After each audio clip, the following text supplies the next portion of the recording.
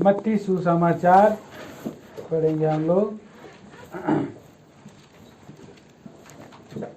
मत्ती सुसमाचार की पुस्तक 20 अध्याय का 29 वचन से 34 वचन तक हम पढ़ेंगे। बारी बारी से पढ़ेंगे।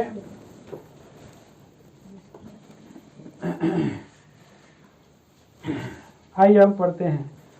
जब वे एरियो से निकल रहे थे तो एक बड़ी भीड़ उसके पीछे हो ली।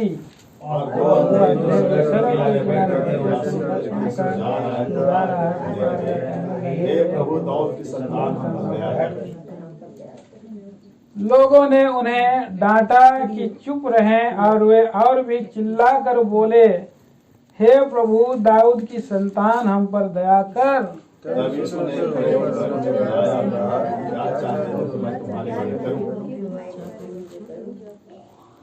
उन्होंने उससे कहा, हे प्रभु, या कि हमारी आंखें खुल जाएं।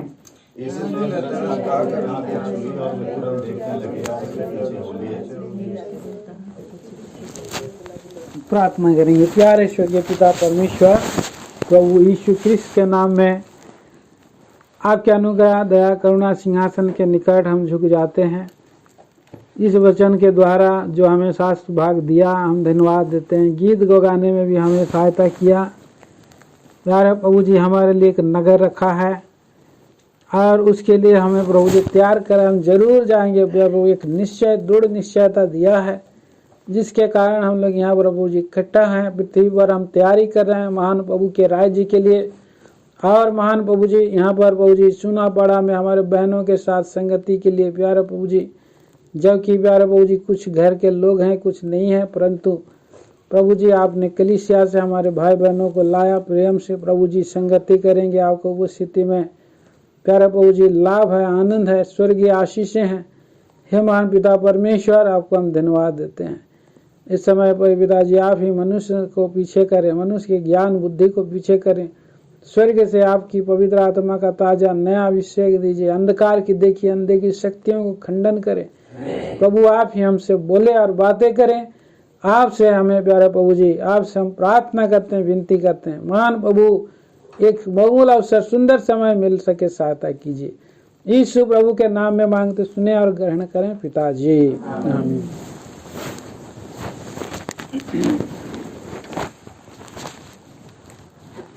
प्रभु यीशु क्रिस्ट के जीवन के जो दिनों में हम ये घटना को देखते हैं, जो कि हम जानते हैं कि हमारा प्रभु यीशु मसीह और वो हमारा मुक्तिदाता बन गया है, उद्धारकर्ता बना है।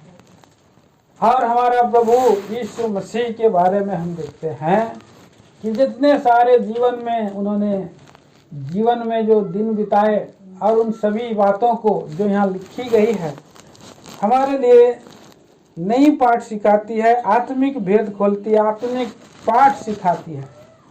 तो यहाँ पर हम देखते हैं कि इस वचनों को हम ध्यान करने पर हैं, इसलिए थोड़ा सा समय हम लोग ज़्यादा ध्यान नहीं करेंगे, ज़्यादा लंबा नहीं करेंगे। इसलिए हम लोग थोड़ा सा समय भी बहुत ही धीरज के साथ बैठना है, गंभीरता के साथ बैठना समय, और यहाँ इधर उधर नहीं जाना है। सब लोग यहाँ पर बैठना है, एक साथ बैठना है।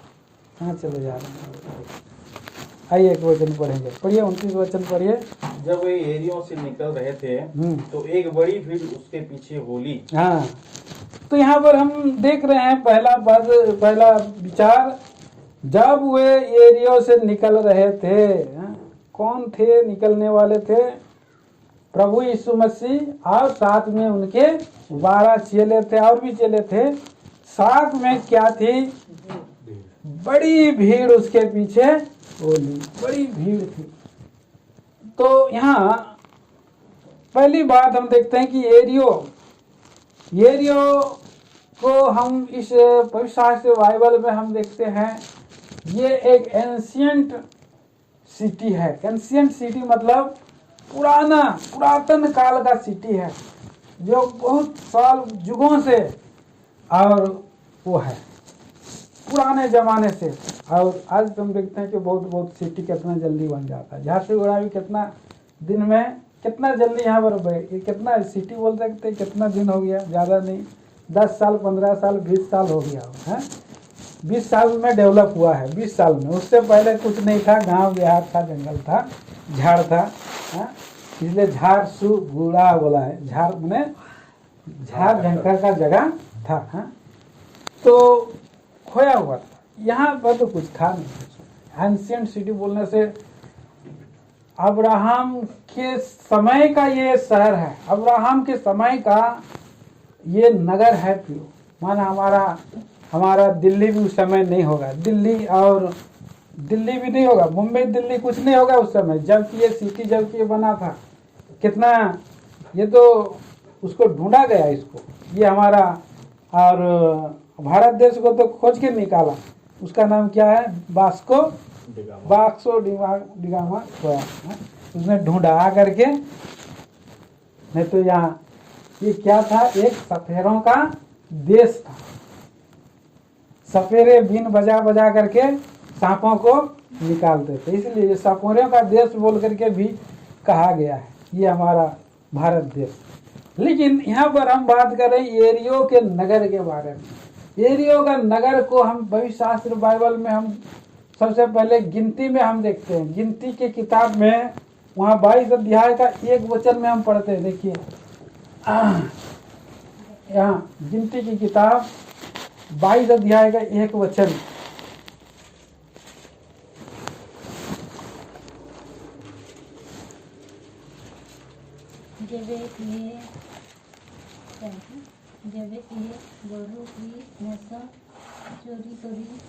गिनती पढ़ रहे हैं कि क्या पढ़ रहे हैं? तब इसराइलियों ने कुछ करके यरीहो के पास यरदन नदी के इस पार मोआब के अराबा में डेरे किए। देखिए ये लोग यात्रा कर रहे थे उस समय, बंधुआई 400 साढ़े 450 साल के बाद यात्रा में ये लोग जब थे,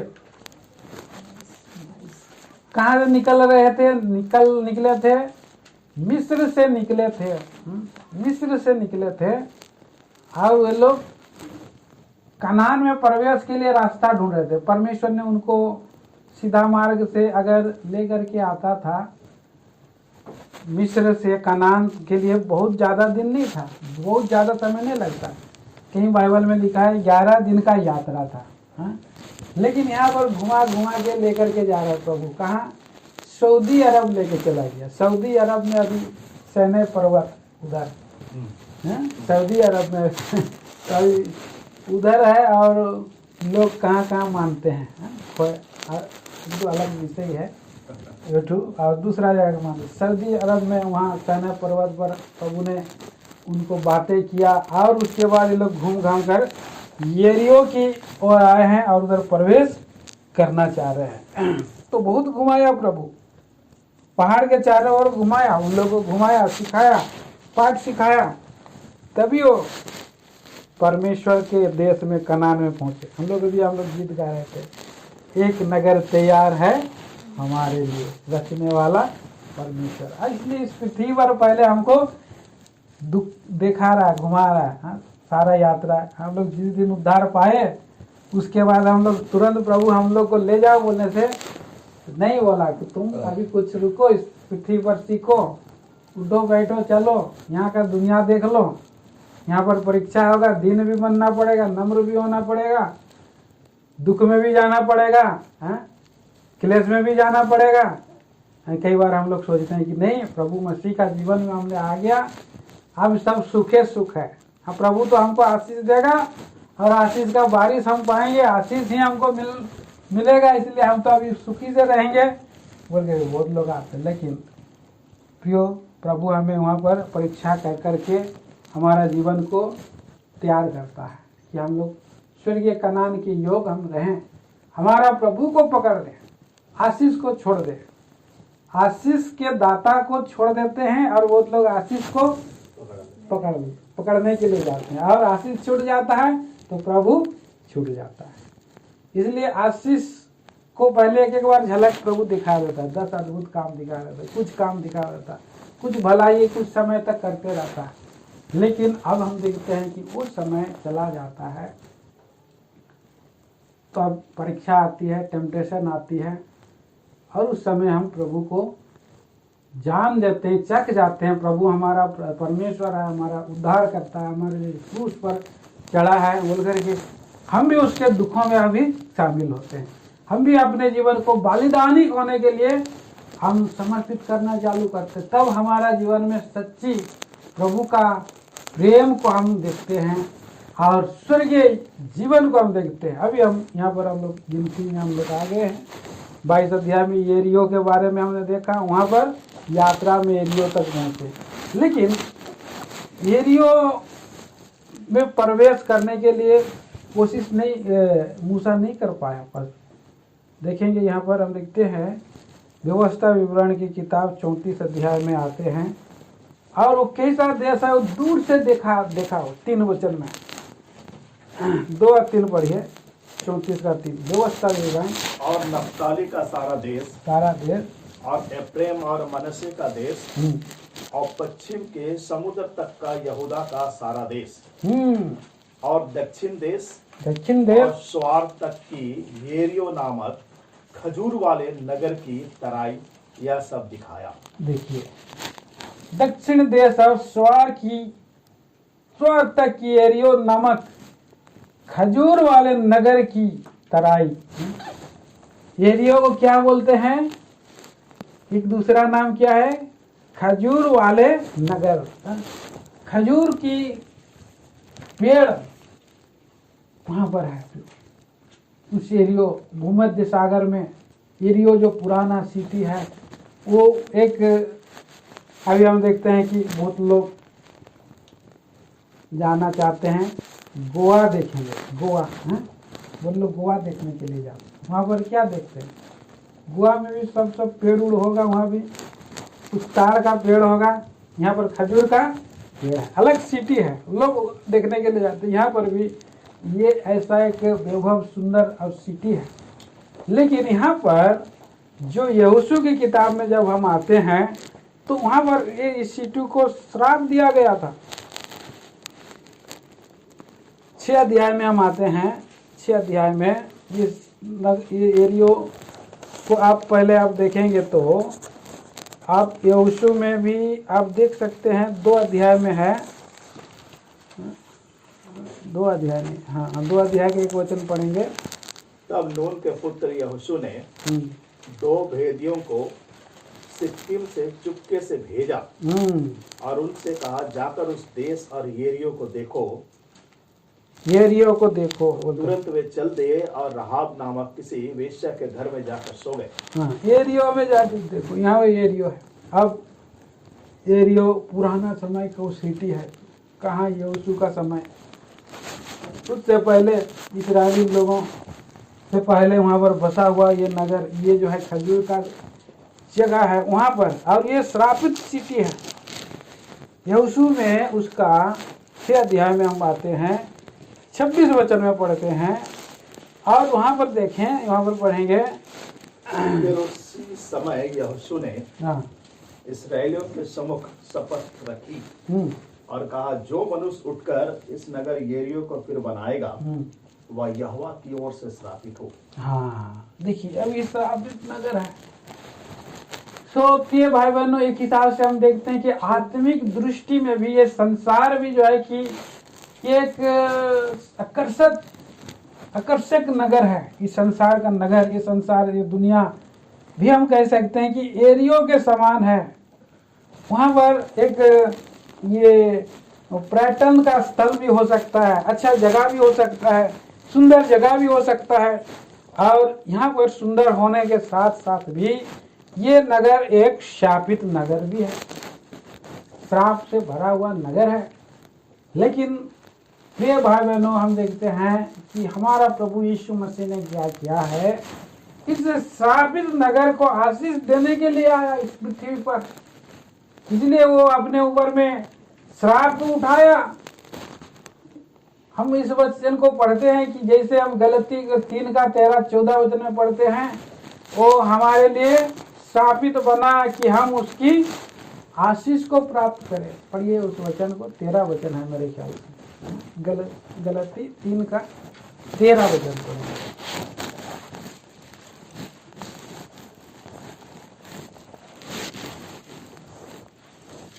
मसीह ने जो हमारे लिए स्थापित बना, मसीह ने जो हमारे लिए स्थापित बना, हमें मोल लेकर व्यवस्था के साप से छुड़ाया। हाँ, क्योंकि लिखा है, जो कोई काट पर लटकाया जाता वह श्रापित है। तो यहाँ पर हम देखते हैं प्रियो, यहाँ पर हम देखते हैं कि यहाँ ये एरियो जो है श्रापित नगर है, और उसकी श्राप को भी हटाने के लिए प्रभु यीशु मसीह क्रूस पर चढ़ा। और इस संसार में जितने सारे लोग संसार के रूपी एरियो में रहते हैं, एरियो का जीवन पाप का जीवन, श्राप का जीवन है। ऐसे जीवन में से प्रभु यीशु मसीह एरियो में आया, प्रचार किया, और एरियो में उस एक क्या नाम था उसका, नाटा था जो जक्कई भी एरियो में ही था। वो भी धनेट व्यक्ति था, बिजनेसमैन था। वो बिजनेसमैन नहीं, वो चुंगी लेने वाला था। बिजनेस लोग भी एरियो में रह सकते, धन इकट्ठा कर रहे हैं, संसार में चल रहे हैं, मजे कर रहे हैं। लेकिन हम देखते हैं प्रियो प्रभु एरियो से जा रहा है, आपके बीच में, हम इस संसार में हम लोग एरियो में से होकर जा रहा है। लेकिन यहाँ और प्रभु के पीछे बहुत लोग हो गए, और यहाँ पर बड़ा भीड़ भी है। दूसरा पद में 29 पद में पढ़ते हैं, एक बड़ी भीड़ भी उसके पीछे होगी। तो भीड़ को कई बार नेताजी लोग क्या करते हैं, भीड़ बनाते हैं। कहीं पर अगर धरना देना है, कहीं कुछ मांग करना है, कहीं कुछ लोग इकट्ठा करते हैं। गांव जंगल देहात से लोगों को खाना पीना दे करके गाड़ी में घुमा करके लाते हैं कलेक्टेरिएट में। कहाँ लोग जो है भीड़ इकट्ठा कर देते हैं। लेकिन प्रभु यीशु मसीह से किया क्या है? प्रभु यीशु मसीह जिधर लोगों को ठीक किया, उधर भीड़ बढ़ गया। उधर सब लोग प्रभु यीशु मसीह के पीछे, अरे अभी जा रहे हैं उधर पीछे, आइए देखेंगे प्रभु यीशु मसीह क्या कर रहा है, क्या करेगा अभी। अरे इसको तो, अंधा को तो ठीक कर दिया, क्या नाम है, लखुआ को तो ठीक कर दिया, हाँ, कोड़ी को भी ठीक कर दिया, कोड़ी भी पीछे चला। बीमार लोग थे, बीमारों को भी प्रभु यीशु मसीह ने ठीक किया। देखिए एक वचन और पढ़ दीजिए, और मत्ती सुसमाचार में पढ़ते हैं 4 अध्याय, मत्ती सुसमाचार की किताब 4 अध्याय और उसका 23 वचन से पढ़ते हैं, 23 से 25 तक पढ़िए। यीशु सारे गलील में फिरता हुआ उनके आराधनालयों में उपदेश करता और राज का सुसमाचार प्रचार करता, और लोगों को हर प्रकार की बीमारी और दुर्बलता को दूर करता रहा। हाँ। सारे सीरिया देश में हाँ। उसका यश फैल गया, और लोग सब बीमारों को, जो नाना प्रकार की बीमारियों और दुखों में जकड़े हुए थे, और जिनमें दुष्टात्माएं थी, और दुर्गी वाले और लकवे के रोगियों को उनके पास लाए, और उसने उन्हें चंगा किया। हाँ। गलील और दिकापुलिस, यरूशलेम, यहूदिया और यरदन नदी के पार से भीड़ की भीड़ उसके पीछे होगी। भीड़ आ रहे हैं प्रभु यीशु मसीह के पास, भीड़ के भीड़ आ रहे हैं। प्रभु यीशु मसीह चेलों के साथ जहाँ भी जा रहे, इतना चारों ओर से घिरे हुए खड़े हैं। कोई को तो अपना बच्चा को गोदी में उठाए हुए आ रहे हैं, देखते हुए। प्रभु यीशु मसीह ने एक बच्चा को उसने गोद में लिया और कहा कि बच्चों को मेरे पास आने दो, क्योंकि स्वर्ग का राज ऐसो ही का है। तो उसने गोद में उड़ा लिया। भीड़ के भीड़, जहाँ प्रभु जा रहा है, भीड़ के भीड़। बड़ा अद्भुत नजारा था वहाँ पर, स्वर्गीय दर्शन इतना पृथ्वी। वहाँ पर कोई लालच नहीं दिया जा रहा है उसको। हाँ, कई बार हम लोग देखते हैं कि नेता लोग मटन खिला देंगे, सब लोगों को एक एक कंबल पूरी साड़ी दे देंगे, और क्या क्या वो लोग देते हैं, और भीड़ बटोर के वो लोग लेके जाते हैं, धरना करते हैं, उन्हें काम करते। प्रभु यीशु मसीह तो जा रहा है, तो दूसरा लोग ठीक हो रहे, लेकिन वो लोग खुशी से देखना चाह रहे हैं, कैसे बड़ी भीड़। लेकिन हम देखते हैं यहाँ पर भीड़ में से बहुत लोगों के बारे में यहाँ पर लिखा है कि प्रभु ने भीड़ में से लोगों को चुना है। ऐसे ही हमको चुना है। यहाँ पर एक वचन भीड़ है, पर भीड़ में से लोगों को प्रभु जी जो है कि चुन लिया है। आपको और मुझको ऐसे भीड़ में से चुन लिया है। संसार एक भीड़ है, यहाँ से हमको प्रभु चुन लिया है। देखिए मत्ती सुसमाचार 22 अध्याय और उसका 14 वचन पढ़ेंगे।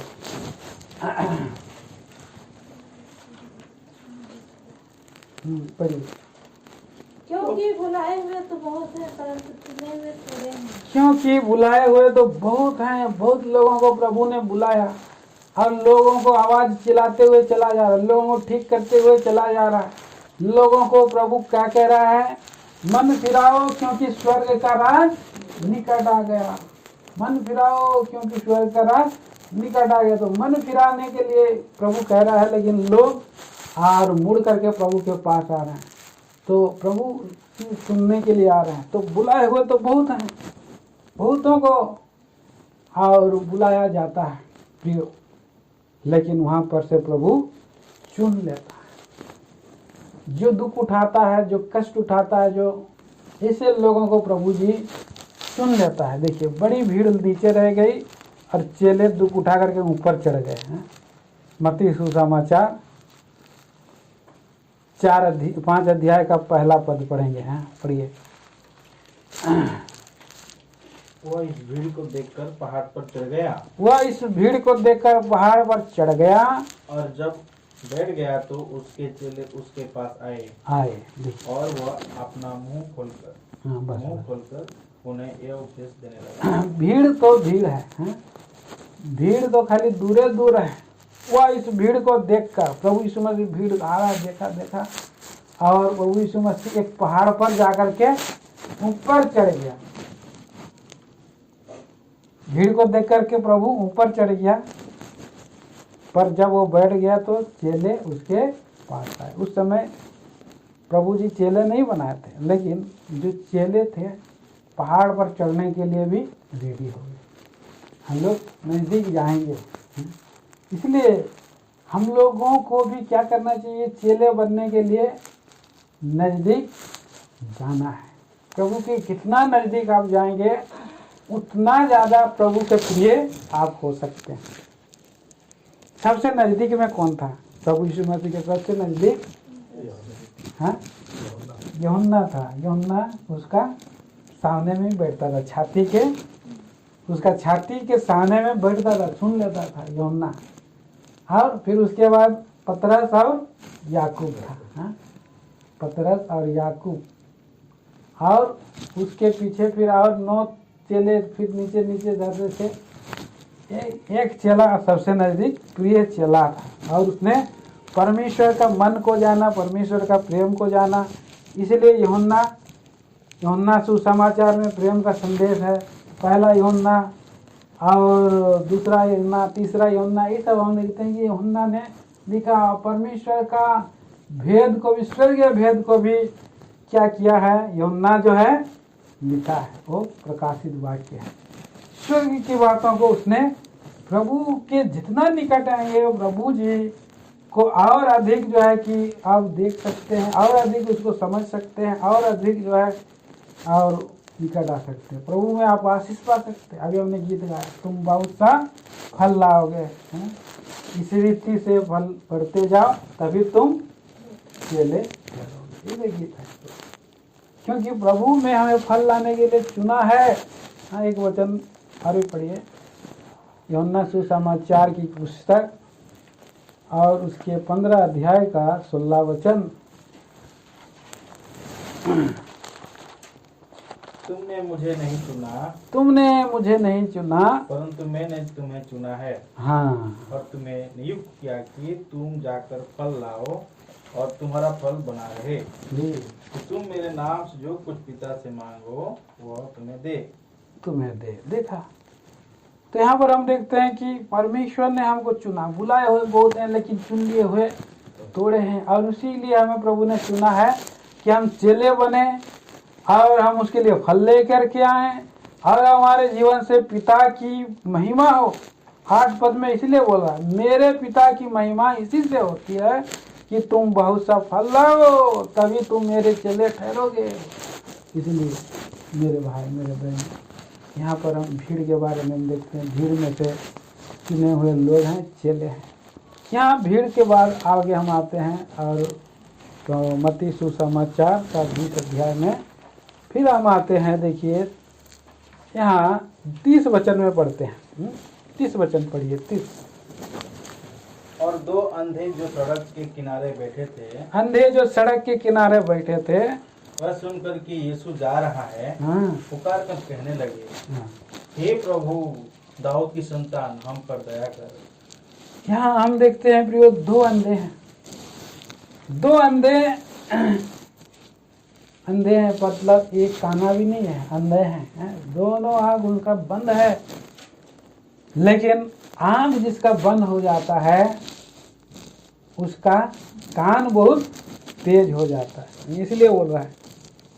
अब 2 अंधे जो सड़क के किनारे बैठे थे, ये सुनकर, बोला सुनकर मतलब सुनना कहाँ से होता है?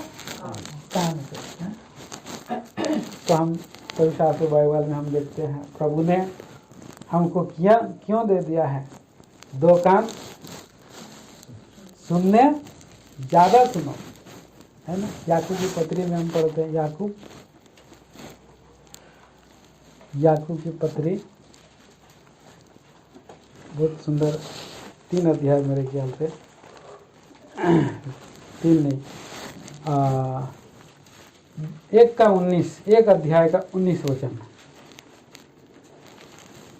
मेरे प्रिय भाइयों, हाँ मेरे प्रिय भाइयों, यह बात तुम जान लो, अरे मनुष्य सुनने के लिए तत्पर और बोलने में धीर और क्रोध में धीमा हो। हाँ, तो महान परमेश्वर का ये दास का ये वचन है, परमेश्वर का वचन है, हर एक मनुष्य सुनने के लिए तत्पर हो जाए। आप अंधे के समान सुनने वाला बनिए। मैं और आप अंधे के समान सुनने वाला बनना है।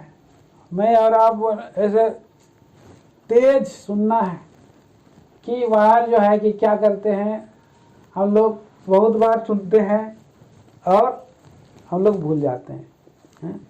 प्रभु यीशु मसीह इसलिए कहा कि जिसके सुनने के कान हो वो सुन ले, कि आत्मा कलीसियाओं से क्या है। जिसके सुनने के कान हो सुन ले। बीज बोने वाला बीज लेकर के जा रहा है, बीज छिपके जा रहा है, तो सुनने के वाला सुन ले बोला है। लेकिन हम लोग क्या करते हैं, हम लोग बोलने में ज़्यादा रहते हैं। यहाँ पर प्रभु ने बोल दिया कि बोलने के लिए धीर है, बोलने वाला धीर धीरे। इसलिए परमेश्वर ने एक ही मुंह दिया और 2 कान दिया। दोनों कानों से अंदर जाना चाहिए, नहीं तो एक कान से सुनेंगे, बहुत लोग उल्टा बोलते, एक कान से सुनेंगे दूसरा कान से निकाल देंगे। एक कान से उल्टा नहीं, दोनों कान से सुनना, दोनों अंदर जाना है ना। लेकिन गलत चीज से वो क्या करना है, अगर आज भी जाता है तो दूसरा कान से निकाल दीजिए। गलत चीजों को निकाल दीजिए, लेकिन अच्छे चीजों को अंदर भर लीजिए। कितना धन्यवाद। तो हमें प्रभु ने आशीष दिया कलीसिया में, हमें इसलिए लेकर के आया कि हम प्रभु की सुने, प्रभु की सुनने। परमेश्वर के घर में जब आते हैं तो हम लोग परमेश्वर की सुनना है। हाँ, सब उपदेशक की पुस्तक में भी हम पढ़ते हैं, जब तुम मेरे मंदिर में आते हो तो सुनो। सुनने से ज्यादा बलिदान चढ़ाने से सुनना अच्छा है बोला। देखिए सब उपदेशक की किताब, मेरे ख्याल से वो कितना पद है, 5 अध्याय है। पढ़िए 5 अध्याय कितना है, 1 वचन से क्या, 1 वचन से पढ़िए। जब तू परमेश्वर के भवन में जाए तब सावधानी से चलना, सुनने के लिए समीप जाना मूर्खों के बलिदान चढ़ाने से उत्तम है, क्योंकि वे नहीं जानते कि बुरा करते हैं।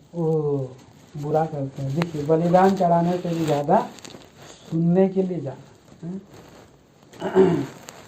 इसीलिए कई बार हम लोग उतावली कर देते हैं। 2 वचन भी पढ़ दीजिए। बातें करने में उतावली ना करना और ना अपने मन से कोई बात उतावली में परमेश्वर के सामने निकालना, क्योंकि परमेश्वर स्वर्ग में है और तू पृथ्वी पर है, इसीलिए तेरे वचन थोड़े ही है। हम थोड़े ही रहे बोलने से हम लोग बुद्धिमान होते हैं। नीति वचन में भी हम पढ़ते हैं कि अगर हम लोग थोड़े बोलेंगे तो अनपढ़ भी, पढ़ा लिखा नहीं भी और कम समझदार भी वो ज्ञानी ठहरता है, बुद्धिमान ठहरता है। कम बोलने वाला बुद्धिमान ठहरता है। इसीलिए यहाँ पर हम देखते हैं कि सुनने के विषय में, और सुनने से ही उद्धार होता है। सुनने से ही उद्धार होता है, सुनने से ही विश्वास आता है। रोमियो की पत्री में हम आइए पढ़ते हैं। रोमियो की पत्री, अपना कान नहीं फेरना है, अपना कान को बंद नहीं करना है, एवॉइड नहीं करना है। प्रभु का वचन को सुनते रहना है, सुनते रहना जीवन भर। 10 अध्याय रोमियो की पत्री 10 अध्याय और 17 तो है। पढ़िए, इसका 15 वचन से पढ़ेंगे, 15 से 17 तक पढ़िए। और यदि भेजे ना जाए तो कैसे प्रचार करें? हाँ, जैसा लिखा है, उसके पांव क्या ही सुभावने हैं जो अच्छी बातों का सुसमाचार सुनाते हैं, परंतु सब ने उस सुसमाचार पर कान ना लगाया। ऐसा कहता है, हाँ, हे प्रभु, किसने हमारे समाचार पर विश्वास किया है? किसने सुसमाचार पर विश्वास किया है? 17 भी। अतः विश्वास सुनने से, हाँ, और सुनना मसीह के वचन से होता है। सुनना मसीह के वचन से होता है। 18 पद में, परंतु मैं कहता हूँ, क्या उन्होंने नहीं सुना? उन्होंने नहीं सुना। सुना तो अवश्य है, क्योंकि लिखा है, उनके स्वर सारी पृथ्वी पर और उनके वचन जगत की छोर तक पहुंच गए हैं। और प्रभु यीशु मसीह एरियो में जा रहा है, और इसी एरियो में लोग आवाज मार रहे हैं यहाँ पर, और उसकी वचनों को सुन करके वो लोग जो है, बहुत लोग चंगे हो रहे हैं, बहुत लोगों को आनंद आ रहा है, बहुत लोग खुशी हो रहे हैं। अंधे भी हैं, अंधे हैं, लेकिन वे लोग सुन रहे हैं यीशु जा रहा है। यीशु मसीह के बारे में वो लोग सुना था। कई बार हम लोग का घर साउंड, हमारा घर के रोड किनारे चोंगा लगाने, चोंगा बजता है, चोंगा बजता है ना सुबह। कचरा वाला आया, बाबू कचरा दे दो, कचरा दे दो, तो सब लोग धड़ धड़ कचरा दे देते हैं।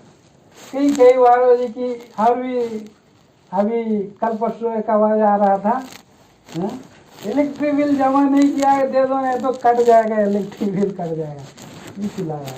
बहुत लोग आप नया कुछ करने के लिए आते हैं। एक मौका आता है, एक अपॉर्चुनिटी आता है, एक समय आता है।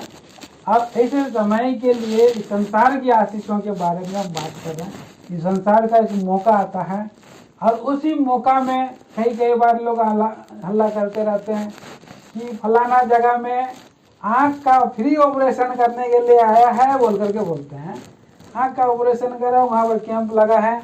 जो सुना तो वो लोग गया और उनका आँख ठीक भी हो जाता, फ्री में भी काम हो जाता है। तो यहाँ पर भी प्रभु यीशु मसीह का वचन को लोग यहाँ पर प्रभु जा रहा है, ठीक है। तो हम लोग भी बाइबल के वचन के अनुसार हम देखते हैं, ईश्वर की बातों के अनुसार कान लगाना है। अगर जो कान नहीं लगाएगा, उस पर विश्वास नहीं करेगा, तो मुश्किल है, वो अनंत जीवन में जाएगा, स्वर्ग में जाएगा।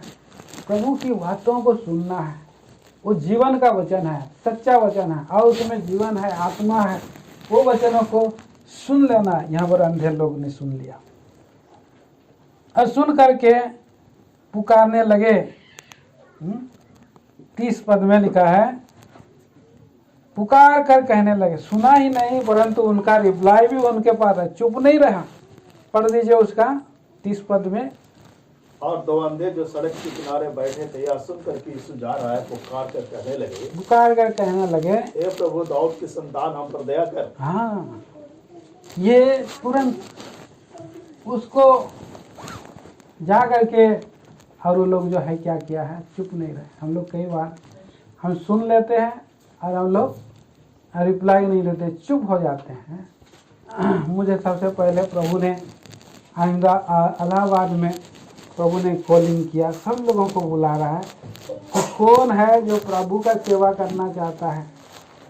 पतरस को बोला, पतरस क्या तू मुझसे प्रेम करता है? तो तू मेरे भेड़ों को चढ़ा, मेरे मेमनों की रखवाली कर, आ बोल करके वहाँ पर हेब्रोन में भाई जीटी बेंजामिन प्रभु का दास को कॉलिंग किया। हाथ उठा, कौन प्रभु का सेवा करना चाहता है? इस वचन से आपको बुला रहा है। तो प्रभु का आत्मा मुझको बोला, अब तुम हाथ उठाओ। हाथ उठाया, फिर मैं हाथ उठाया कि रिप्लाई तो किया कि हाथ तो उठाया, लेकिन बाद में हाथ फिर डर करके मैं छुपा दिया। चिट्ठी पत्री दो, लिख करके दो, कौन सेवा करता है बोल के लिख के दो, बोल के मैं नहीं किया। फिर प्रभु ने फिर बोला मुझको वहाँ पर रांची में। उसके बाद रांची में भी मीटिंग हुआ आत्मिक, वहाँ भी प्रभु का वचन बुला दिया, कौन सेवा करना चाहता है हाथ उठाओ। मैं फिर हाथ उठाया, फिर देने के समय फिर छुपा दिया हाथ को। तो हम लोग कैसे करते हैं? कई बार जो है कि हम लोग स्थिर नहीं रहते हैं कि जाऊँ कि नहीं जाऊँ, मिलेगा कि नहीं मिलेगा। बहुत चीज़ जो है कि जैसे सरकार भी कुछ ना कुछ करने के लिए मौका देता है, इतना से इतना दिन तक आप कर सकता है, जा सकता है, आपका हो जाएगा। लेकिन हम लोग क्या करते हैं, जाएंगे कि नहीं जाएंगे? हम लोग तो पढ़े लिखे हैं नहीं, हम लोग जाएंगे तो कैसा फॉर्म भरेंगे, कैसा कागज पत्र हमको सिग्नेचर करना पड़ेगा, क्या क्या करना पड़ेगा, एक समस्या प्रोसेस रहता है। तो यहाँ पर भी हम देखते हैं कि यहाँ ये अंधे लोग चिल्लाने लगे, हे प्रभु दाऊद की संतान हम पर दया करो। बहुत लोग अनपढ़ होने से भी जाकर के पूछ लेते हैं क्या होगा, कैसे होगा भाई। कोई लोग तो टिकट कटाने भी नहीं जानते हैं, लेकिन रेलवे जो टिकट काउंटर में जाकर के खड़े हो जाते हैं और वहाँ पर बोलते रहते भाई मेरा थोड़ा भर दीजिए, थोड़ा ये कर दीजिए, वो कर दीजिए। हैं जाकर के कम से कम इतना दूर तो हो गया, हाँ जाकर के वहाँ पर खड़ा तो हुआ और तब लोग थोड़ा सा इसे मदद भी कर देते हैं। मैं भी कई 2-4 बार लोगों को मदद कर दिया हूँ, आप भी कर दिया हुआ है ना, बहुत बार कर दिया। तो आदमी थोड़ा पाँव बढ़ाना चाहिए, हाथ बढ़ाना चाहिए, कोशिश करना चाहिए कि भाई प्रभु को मैं जानूंगा, प्रभु के पास जाऊंगा, चलो उठूंगा बैठूँ। एक प्रकार का डेडिकेट होना चाहिए, हिया बांध करके वहाँ पर जा करके खड़ा होना चाहिए। इसलिए ऐसे ये लोग किया, हे प्रभु दाऊद के संतान हम पर दया कर। तो दूसरा लोग बोला, क्या बोल रहा है 31 वचन में, लोगों ने उन्हें डांटा कि चुप रहे। लोगों ने डांटा, चुप हो जा, बोला हल्ला मत करो, बोलता है ऐसे अंधे हो ऊपर से चिल्ला रहे हो, बोलता है। लोगों ने उन्हें डांटा कि चुप रहें, और जब वो डांटा चुप रहे बोलने से, पर वे और भी चिल्लाकर बोले, और भी वो लोग जोर आवाज से चिल्लाना चालू करे, हे प्रभु दाऊद की संतान, हे प्रभु दाऊद के संतान हम पर दया कर, हम पर दया कर। दाऊद के संतान यीशु मसीह जो है कि यहूदा का गोत्र का है, वो जरूर वो राजा के रूप में, लोग इसीलिए भीड़ उसके पीछे, क्योंकि दाऊद तो राजा है, दाऊद तो राजा था पुराना समय का, सबसे नामी यहूदा का। मतलब परमेश्वर ने उसको अटल दाऊद, अटल वाचा दाऊद को परमेश्वर ने दिया है। तो ये भी सुना कि लोग कितने लोग ठीक भी हो गए।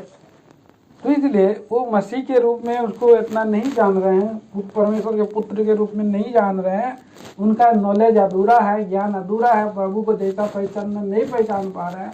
लेकिन फिर भी उनके अंदर में एक भूख है, एक प्यास है, एक लालसा है कि ये प्रभु मेरा हम लोग के लिए क्या कुछ करने वाला कर सकता है। तो बहुत भिखारी लोग बैठे रहते हैं, तो उनके जीवन में एक और ये रहता है, लालसा रहता है, आशा रहता है। भीख लाइन में बैठे रहते हैं, उनका आशा कितना रहता है, कहीं हमको 5 रुपया मिल जाए, तो 10 रुपया भी मिल जाए तो शांत रहेगा। 50 रुपया जो मिल जाएगा तो उसको तो बहुत ही शुक्रिया करके ऐसे करके देखेगा, कौन दिया बोल करके, सर से ऊपर उठा करके देखिए कौन है। तो मैं एक दिन गया था, मैं अभी पढ़ाई नहीं कर रहा हूँ, वहाँ मैं गया, मैं रोड में सुबह वॉकिंग करने जाता हूँ। ठंडी बहुत ठंडी थी, मैं बहुत ठंडी थी, तो मैं तो ठंडे में मैं याद करूँ, अरे मैं उधर से जाता हूँ, वो भिखारी तो ऐसा ठंडे में बैठे रहती है। 2 दिन मुझको याद आया, तो एक ठो पड़ा था ऐसे पुराना वाला कंबल।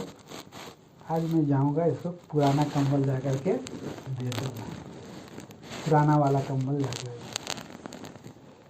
उधर वॉकिंग करते करते थैली में भर के जा रहा था। उसने जो है कि कभी कभी मैं देता हूँ, रोज़ पैसा नहीं देता, कभी कभी 10 रुपया देता हूँ कभी, और हमेशा नहीं देता हूँ। सप्ताह में कम से कम एक आध बार 2 बार दे देता हूँ 10 रुपया। तो वो मुझको देखने से टिक टिक टिक टिक करता है, तो उसने हाथ दे करके पैसा देगा। मैं साइकिल लेकर के उतर गया, हाँ पैसा देगा बोलो ऐसे करा, लेकिन मैं आगे में ऐसे दे दिया, लो भाई कंबल। बहुत खुश हो गया, मैं देखा उसका चेहरा देखा, बहुत खुश। इतना फटा पुराना गमछा देख करके, ये कंबल देख करके इतना खुश हो गया, जो उसका खुशी देख करके मुझे भी बहुत खुशी लगा था। उसके बाद में उसी से ही मैंने उसका शांत हो गया। फिर ऊपर से मैं फिर अलग से 10 रुपया दिया, 10 रुपया नहीं, ये तो मेरा हो गया बोलता है। तो ऐसे ही हमारा यहाँ पर भिखारी लोग का भी बारे में हम देखते हैं। आज समय में उड़ गया, ठंडा था उन दिनों में काफ़ी, अभी तो दिखाई नहीं देता है। कभी कभी अभी जाता हूँ मैं उधर। तो ये लोगों के बारे में भी हम देखते हैं कि इनका भी एक्सेप्ट, और इनका क्या था, इनका विचार क्या था, पढ़ेंगे हम देखेंगे। 32 वचन पढ़िए। तब यीशु ने खड़े होकर उन्हें बुलाया और कहा, तुम क्या चाहते हो कि मैं तुम्हारे लिए करूं? क्या चाहते हो कि मैं तुम्हारे लिए करूं? तो उन लोग को जब ऐसा मुंह मांगा बात, और प्रभु पूछ रहा है, मैं तुम्हारे लिए क्या चाहते हो कि करूं? तो आप जब प्रभु को पुकारेंगे तो प्रभु जी आपका जो इच्छा है, जो जरूरत है, जो मांग है, वो जरूर पूरा करने वाला प्रभु है। और ऐसा कम लोगों को और प्रभु जी कहे है कि तुम जो मांगोगे मैं करूँगा। तो यहाँ हम देखते हैं कि 2 भिखारी हैं और 2 अंधे हैं, और वो लोग भीख मांग रहे हैं, और उनकी घटी गया है, आँख नहीं है। उन्होंने उनसे कहा, हे प्रभु, यह कि हमारी आँखें खुल जाए, आँखें। तो इनका क्या हो गया? यीशु ने तरस खाकर उनकी आँखें छुई और वे तुरंत देखने लगे, और उनके पीछे वो लोग समझ गए, जान गए कि हमारा प्रभु, और जो कि आँख खोलने वाला है, कोई मामूली नहीं है, वो उद्धार करता है। हमारे आँख खोल दिया, मतलब अब हमारे जीवन में और स्वर्गीय बातों का उन्होंने जो है कि देख पाया है। तो हमारे जीवन में प्रभु ने इसी रीति से काम किया है। हमारे जीवन में मन की आंखें क्या थी? अंधी थी। हम पृथ्वी पर की वस्तुओं को, बाहरी वस्तुओं को हम इस पृथ्वी पर देख रहे हैं। इन अंधों के समान हम भी हैं। इन अंधों के जैसे इस संसार में है, जो कुछ और इस आँख से दिखाई दे रहा वही देख रहे हैं। पौलुस का भी आँख भी क्या था? शरीर आँख रहते हुए भी वो अंधा, आँख रहते हुए अंधा था। इसलिए प्रभु मसीह के लोगों को सता रहा था, देख नहीं पा रहा था कि ये प्रभु यीशु मसीह सृष्टि करता है, जीवन दाता है, वो नहीं देख पा रहा था। लेकिन जब वो अंधा हो गया और जब उसको प्रार्थना की गई और जब उसको छुआ गया उनके दास के द्वारा, और उसका आँख से क्या गिर गया? छिलके गिर गए, और वो देखने लगा। और देखने लगने के बाद अभी क्या देख रहा है? स्वर्गीय वस्तुओं को देख रहा है, स्वर्गीय मिराज को देख रहा है।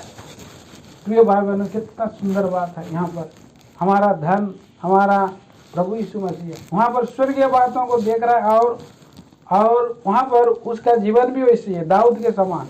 देखिए दाऊद ने क्या देखा। दाऊद ने 73 अध्याय में हम देखते हैं, भजन की किताब 673,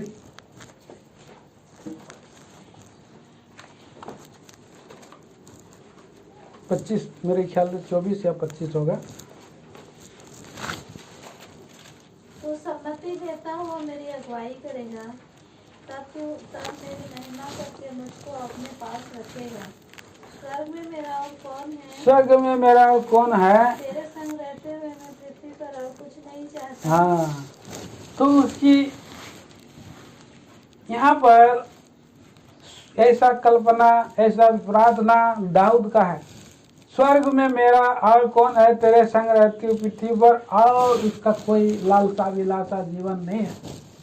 अभी हम देखते हैं कि और ये विचार इसके जीवन में ये पूरा हुआ है, और किसके जीवन में, पौलुस प्रेरित के जीवन में, क्योंकि उसने भी मैं पृथ्वी की वस्तुओं को जो कूड़ा और खुरचन समझता हूँ बोला, इसलिए और प्रभु के पीछे हो लिया। तुरंत उसका छिलके गिर गया और स्वर्ग में हमारा प्रभु है उसको देख लिया, स्वर्ग की बातों को देख लिया। इसलिए पुरुषों को भी 3 अध्याय में 1-2 वचन में पढ़ते हैं, स्वर्ग की वस्तुओं की ओर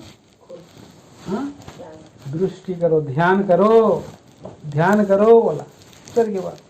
और इफिसियों में हम आएंगे, अभी हम एक और वचन पढ़ेंगे। इफिसियों में 1 अध्याय का 18 वचन में इफिसियों के संतों को क्या बोल रहा है, पढ़िए। और तुम्हारी मन की आंखें ज्योतिर्मय हो, तुम्हारी मन की आंखें ज्योतिर्मय हो, कि तुम जान लो कि हाँ उसकी बुलाहट की आशा क्या है, हाँ, और पवित्र लोगों में उसकी मिरास की महिमा का धन कैसा है। पवित्र लोगों में मिरास की महिमा का धन। आंखें खुल जाने से ही हम स्वर्गीय धन को, पवित्र लोगों के साथ हमें जो मिलने वाला है वो हम देख सकते हैं। प्रिय भाई बहनों, यहाँ पर हम इस बात को हम देख सकते हैं, नहीं तो हम नहीं देख सकते हैं।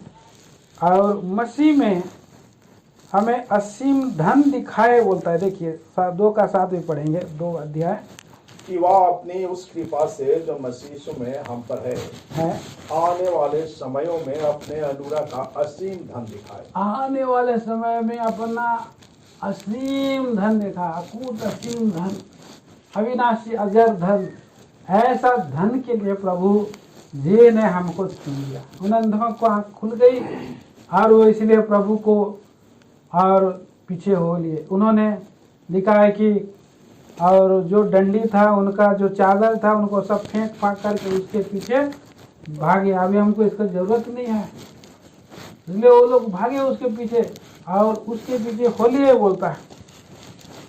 असीम आने वाले समय में असीम धन का एक उदाहरण में हम देखते हैं कि हम अभी उन बातों को नहीं देख पा रहे हैं। एक बार अफ्रीका का देश में और हल्ला हो गया कि अफ्रीका के देश में, अफ्रीका के जंगलों में क्या मिल रहा है, हीरे मिल रहा है, हीरे का खदान मिल रहा है, हीरा मिल रहा है। तो एक किसान खेती करता था अफ्रीका में, और उसने भी सुना, अरे बाप रे, हम लोगों को तो यहाँ पर इतना खेती करने से भी नहीं मिल रहा है, कुछ फसलें पैदा नहीं हो रहा है, हमेशा नुकसान हो रहा है, मैं क्या करूँगा, मैं अपना सारा ज़मीन को बेच दूंगा बोला। उसने अपना पत्नी से बातचीत किया, डिसाइड किया, बोला कि आपको मैं सामान अपना खेत उत बेच करके आपका और माता पिता का, हमारा सास ससुर के घर में कुछ दिन रहो, और मैं जाऊंगा अफ्रीका में। अभी सुनने में आ रहा है कि बहुत हीरा मिल रहा है, हीरा मैं खदान खोज करूँगा, ये पैसा सब जब जो कि बेचा हुआ पैसा कर मैं जाऊँगा। और उसके बाद उसको ज़मीन वमीन सब बेच दिया, और उसने उसके बाद और घूमने चला गया, खोजने चला गया, उसी पैसा खोजता रहा, और जंगल पहाड़ में एक बार क्या हो गया, उसी नदी में गिर करके मर गया। किसान था, बेचवा के मार। लेकिन जिसको बेचा वो किसान, वो खेती करना आरम्भ किया, और जो जमीन में बेचा, जो जमीन था, और उसी जमीन में एक बार चमकता हुआ पत्थर गिरने लगा, वो पहचानता नहीं था, और उसको चमक रहा है, घर लेकर के आ गया। उसका दोस्त, उसका मित्र, अपना खास दोस्त आया घर में, देखा, रे भाई ये तो बिना मगे इतना सुंदर उजाला हो रहा है, क्या मालूम है, ये पत्थर नहीं है, ये आपका हीरा है भाई। बोला, अरे हीरा है, बोला, आप कहाँ मिला? हमारा कोई ज़मीन में खरीदा तो वहीं पर मिला, वहाँ पर खोदो और भी मिलेगा हीरा। तो उसके बाद वहाँ पर खोदा तो पूरा हीरा का खदान। हीरा का खदान, वहाँ पर बहुत धनी हो गया। तो जो आदमी था वो उसका खेत में इतना दिन तक काम करता था, उसने सुना लेकिन दूसरा तरफ बेच बात के चला गया, धोखा हो गया। उसको धन क्या है उसको पहचान में नहीं आया, उसको हीरा पहचान में नहीं आया। ऐसे ही हम लोग कई वहाँ प्रभु को भी हम लोग नहीं पहचानते, लेकिन हमारा प्रभु वो धन है, वो हीरा है, और हमको जरूर वो स्वर्गीय धन दिखाएगा, गड़ा हुआ धन है। भिखारी लोग के एक उदाहरण में सुना था कि भिखारी लोग जिस जगह में बैठे थे जीवन भर भीख मांगते मांगते मर गए, वहीं अंदर में जो है खजाना गड़ा हुआ। बाद में म्यूनसिपालिटी लोग का दाव कुछ होगा, मिल गया वहाँ धन। तो हम लोग भी कई बार जो है कि ऐसे ही जीवन बिताते हैं, अंधा रहते हैं, आत्मिक मन हमारी आंखें नहीं खुलता। तो प्रभु हमें सहायता करे, वो समझ ज्ञान बुद्धि वहाँ हमें दे कि हम जान सके, समझ सके, प्रभु को और अधिक पहचान सके। प्रभु सहायता करे। आइए हम प्रार्थना करेंगे वचन के लिए।